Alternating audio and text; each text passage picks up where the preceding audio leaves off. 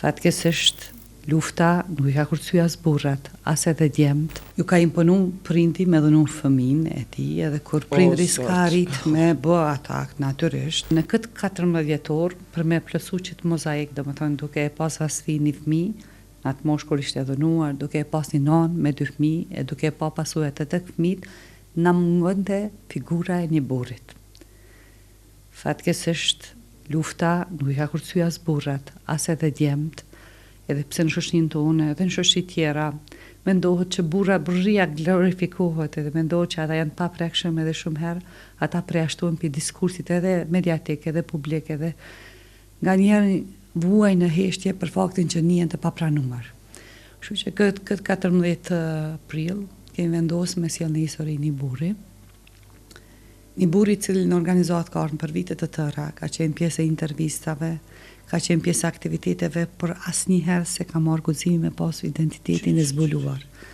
Kështu që kësaj radhe ta sjell me atë për ta kompletuar këtë mozaikun edhe për t'i sfidu pak çdo aspektet gjinore të luftës, për mi tregu shoqërisë kosovare se edhe burrat kanë qenë pjesë e këtij krimi, edhe ata meritojnë përkraje, edhe ata meritojnë pranueshmëri në mënyrë që me arrit që zëri që secilit mu të dhiju në shoqëri.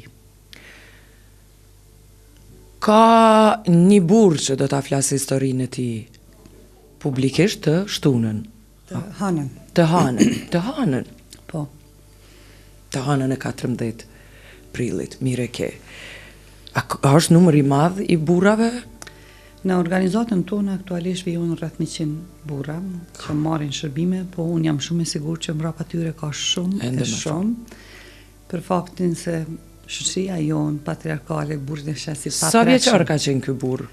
Në atë kohë ai ka qenë relativisht I ri, diku në rreth tani është rreth 48, po I bie rreth 22-23 vjet, domethënë që është dhënu, po ka në mesin e tyre që kanë qenë edhe më të ri, ka në mesin e tyre që kanë qenë edhe mosha shumë të shtyra.